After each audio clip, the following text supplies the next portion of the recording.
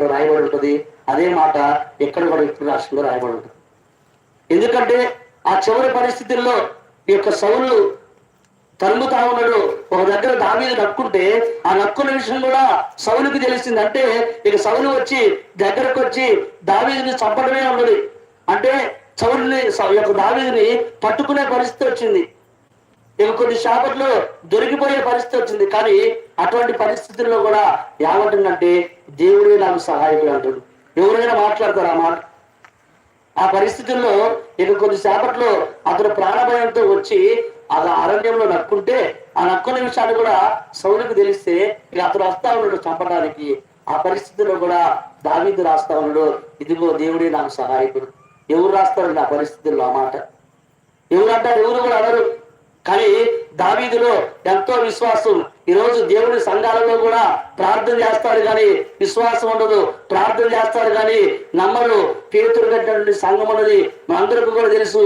పేతురు చెరసాలలో ఉన్నప్పుడు సంఘం ప్రార్థన చేసింది. అత్యాసక్తితో ప్రార్థన చేస్తే చెరసాల బద్దలైపోయింది. కానీ చెరసాల బద్దలైపోయినా సరే సంఘం ఎలాగున్నారంటే ఆ సంఘము వాళ్ళు పేతురు వచ్చి తలుపు పడుతుంటే ఏమంటున్నారు? ఒక చిన్నపిల్ల మాట్లాడుతుంది. అయ్యా ఏమంటుంది? చిన్నపిల్ల వచ్చి వీళ్ళందరూ సంఘం కూడా ప్రార్థన చేస్తుంటే చిన్నపిల్ల అంటుంది, ఇగో పేతురు వచ్చి తలుపు పడుతున్నట్టే అక్కడున్న ప్రజలు మాట్లాడుతున్నారు. ఆ విశ్వాసులే వాళ్ళు అంటున్నారు, నీకు పిచ్చి పట్టిందా అంటున్నారు. ఎవరు? ఎవరు? సంఘము. ఏమంటున్నారు? వాళ్ళు ప్రార్థన చేసిన దేనికోసం? అయ్యా మా దైవజనుడు చెరసాలలో ఉన్నాడు, పేతురు చెరసాలలో ఉన్నాడు. వాళ్ళు ప్రార్థన చేశారు. అపోస్తుల కార్యములో 5వ అధ్యాయం అందరూ కూడా తెలిసిన వాక్యమే. ప్రార్థన చేశారు. కానీ ప్రార్థన చేసిన వారు ఆయన వచ్చినా సరే వారు నమ్మే విధంగా లేరు. ఒక చిన్న పిల్ల చెప్తా ఉంటే నీకు పిచ్చి పట్టిందా, పేతురు రాట ఏంది అంటున్నారు. అంటే ఇక ఎక్కడుంది విశ్వాసం? దేవుడి సంఘాలలోనే విశ్వాసంలోనే మన మానమస్సు పొంది బాప్తిస్మం పొందిన మనలోనే విశ్వాసం లేకపోతే కొత్తగా దేవుడి దగ్గరికి వచ్చే వారికి ఎక్కడ ఉంటుంది విశ్వాసం? మరి ఎవరు? దేవుడు సంఘములోనే లేదు దేవుడి విశ్వాసం. సంఘంలోనే లేదు. మేము ప్రార్థన చేశామే దేవుడు కార్యం చేస్తున్న నమ్మకం. కాబట్టి అందుకే మొట్టమొదటిగా దావీదులో విశ్వాసం ఉన్నది. రెండవదిగా దావీదులో ఉన్న విషయం ఏమిటంటే కీర్తన గ్రంథము 40వ అధ్యాయంలో మనం చూసుకున్నట్లయితే మొదటి వచనంలో అంటాడు, నేను యెహోవా కొరకు సహనముతో కనిపెట్టుకుంటుంది. ఏమంటాడు? సహనం ఉన్నది, ఓపిక మనలో ఉండాలి. ప్రార్థన చేస్తాం కానీ ఓపిక ఉండదు. ఈ రోజు ప్రార్థన చేస్తే రేపు ఉదయానికల్లా కార్యం జరిగిపోవాలి. కార్యం జరగదు. ఎప్పుడు జరిగిందంటే దేవుడు సమయం వచ్చినప్పుడే జరిగింది. కానీ మనలో ఓపిక ఉండదు, తొందరపాటు ఎక్కువ. కాబట్టి అందుకే ప్రియమైన సహోదరులారా, దేవుడి యొక్క ప్రియమిట్లారా, దేవుడు చేసేంత వరకు కూడా ఓపిక ఉండాలి. మనలో విసుగు రాకూడదు. ప్రార్థన చేయాలి. ఆ ప్రార్థన కూడా చేస్తారు చాలా మంది. ఏమంటారంటే ఒక ఆయన అయ్యా ప్రార్థన చేస్తున్నారు, దేవుడు ప్రార్థన చేయలేదు. ఇప్పుడు ఎందుకు చేయనయ్య గారు? రోజుకి 6 నుంచి 7 సార్లు చేస్తాను. రోజుకి 6 నుంచి 7 సార్లు ప్రార్థన చేస్తా. మరి దేవుడు ఏంటయ్యా చేయట్లేదు అని చెప్తుండు. ఎంతసేపు చేస్తాం అంటే ఏమి లేదు అయ్య గారు, ఉదయం లేచిన తర్వాత ప్రార్థన చేస్తా, అయ్యా ఈ రోజు మొత్తం నన్ను కాపాడని. రెండోసారి ఎప్పుడు టిఫిన్ చేసేటప్పుడు ఒకసారి ప్రార్థన చేస్తా, ఏదైనా బయటికి వెళ్ళేటప్పుడు ప్రార్థన చేస్తా, భోజనం చేసేటప్పుడు ప్రార్థన చేస్తా, ఇంటికి వచ్చిన తర్వాత ప్రార్థన చేస్తా, అనుకునే ముందు ఈ రోజు మొత్తం కాపాడు అయ్యాను ప్రార్థన చేస్తా. ఇన్నిసార్లు ప్రార్థన చేస్తున్నాయి గారు. మీరన్నా చేస్తారో చేయరు ఇన్నిసార్లు, నేను ఇన్నిసార్లు ప్రార్థన చేస్తాను. ఆ ప్రార్థనలో ఏదైనా శ్రమలు వచ్చినప్పుడు తీరే ప్రార్థన ఉందా? చెప్పండి. మీరు చేస్తారు ప్రార్థన, అందరూ చేస్తారు ప్రార్థన. కానీ ఆ చేసే ప్రార్థన ఎలాగే ఉండాలంటే మన సమస్యలు తీరే విధంగా ఉండాలి. తీరాలంటే నేను ఆశామాచగా 2 నిమిషాలు 3 నిమిషాలు చేసే ప్రార్థన కాదు. ఎందుకంటే ప్రియమైన సహోదరులారా, ఒక వ్యక్తి ప్రార్థనకు వచ్చినప్పుడు ఆరోగ్యం బాగలేక ప్రార్థన చేస్తా ఉంటే దేవుడు చెప్తా ఉన్నాడు ఏమనంటే, మర్రి చెట్టుకి లోటాతో నీళ్లు పోతున్నట్టు. ఏం చెప్తుంది? మర్రి చెట్టుకి ఎన్ని నీళ్ళు కావాలమ్మా? లోటాతో నీళ్ళు పోతే ఏమైంది? ఎప్పుడు సరిపోతాయి? అవి సరిపోయేది ఉండదు. ఉప్పు కామకు వచ్చింది 50 కిలోల గిన్నె, అన్నం గిన్నె ఇంట్లో గ్యాస్ మీద వెలిగెత్తుందంట. గ్యాస్ మీద పెట్టి అంటే మన సమస్యలేమో ఎంత ఉంటే మనం చేసే ప్రార్థన ఏమో ఎంత ఉంటుంది.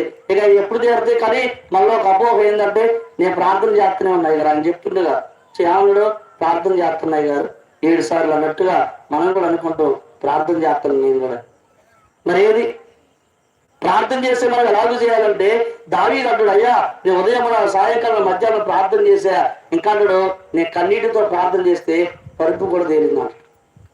కాబట్టి ప్రార్థన చేయాలి. ఎలాగ చేయాలంటే దేవుడికి విసుకొని వచ్చే విధంగా ప్రార్థన చేయాలి.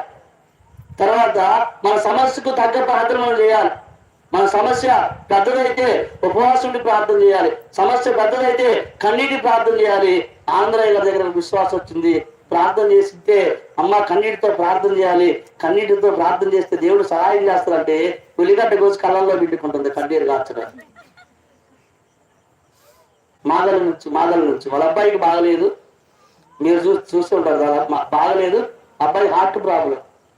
చూసిన వాళ్ళకి మాకే ఏడిపోతుంది చిన్న వయసులో ఏందని, కానీ ఆమె కళ్ళల్లో పిండుకుంటేనే ఏడిపోతుందంట. అట్లాంటి వాళ్ళు కూడా ఉంటారు.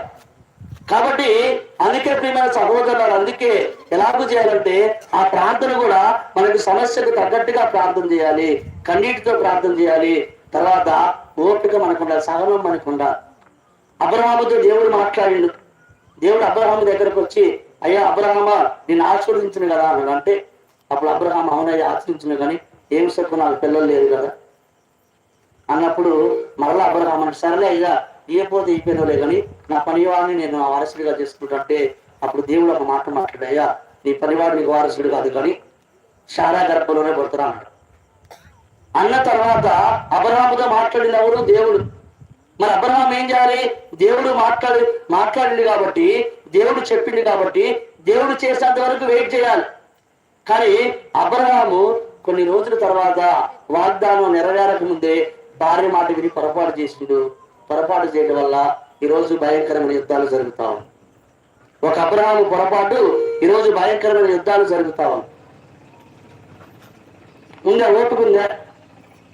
అదే ఓపుకున్నాడైతే తన భార్య చెప్పినప్పుడు అమ్మ దేవుడు నాతో మాట్లాడిండు కాబట్టి దేవుడు గ్యారెంటీగా ఇస్తాననేటువంటి మాట మాట్లాడాడు. కానీ అబ్రహాముకు ఓపిక లేక ఒక తొందరపాటు వల్ల ఈరోజు భూమి మీదకి ఎవరు వచ్చారంటే ఎవరు వచ్చారు?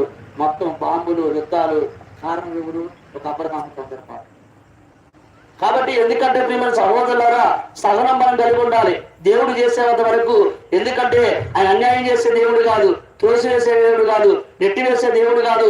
మనం ప్రార్థన చేసినప్పుడు దేవుడు మాట్లాడుతుడు. ప్రార్థన చేసినప్పుడు దేవుడు తన దర్శనమిస్తే దర్శనం ద్వారా మనం చేసుకుంటే దేవుడు ఏదైతే చెప్తాడో ఆ చెప్పినట్లుగా చేసుకుంటే, మనలో లోపం ఉంటే సరి చేసుకొని, దోషం ఉంటే సరి చేసుకొని ఆయన చెప్పినట్లుగా చేసుకుంటే గ్యారెంటీగా చేస్తారు. కానీ మనం ఏం చేస్తామంటే ప్రార్థన చేస్తాం, కానీ ఆ యొక్క ప్రార్థన సమస్యకు తగ్గట్టుగా ప్రార్థన చేయం, దేవుడి దగ్గర ఉపవాసం ఉండి ప్రార్థన చేయం, దేవుడి దగ్గర అడగం, మనలో విశ్వాసం ఉండదు, మనలో ఓపిక ఉండదు. కాబట్టి ఏమీ లేకపోవడం వల్ల మన జీవితంలో కార్యాలు జరగవు. కాబట్టి రాత్రికాల సమయంలో మనందరం కూడా ప్రార్థన చేసి మనము మొట్టమొదటిగా విశ్వాసాన్ని కలిగి ఉండాలి. రెండవదిగా సమస్యకు తగ్గట్టు ప్రార్థన చేయాలి. మూడవదిగా ఉపవాసము లేదా కన్నీటి ప్రార్థన చేసేవారిగా ఉండాలి. నాలుగవదిగా ఏం చేయాలి? ఇంకా చెప్పండి, ఏం చేయాలి? ఇప్పుడు ఏం చెప్పాను నేను? ఒకటి ప్రార్థన చేయాలి. ఏ ప్రార్థన చేయాలి? విశ్వాసంతో చేయాలి. సమస్యకు తగ్గ ప్రార్థన చేయాలి. కన్నీటి లేదా ఉపవాస ప్రార్థన చేయాలి. 4 ఓపిక ఉండాలి. ఈ 4 కలిగి ఉంటే దేవుడు మన జీవితంలో గ్యారంటీగా సహాయం చేస్తాడు. ఇప్పుడు సహాయం చేసిన తర్వాత ఏం చేయాలంటే కీర్తన గ్రంథము 66వ అధ్యాయం మనం చూసుకున్నట్లయితే చివరి వాక్యము, కీర్తన గ్రంథము 66వ చూసుకున్నట్లయితే 2 మాటలు చెప్తూ ముగిస్తూ ఏం చేయాలో, కీర్తన గ్రంథము 66వ అధ్యాయము 14వ వచనం 15వ వచనం ఇంకా కిందకెళ్ళండి. దేవుని యందు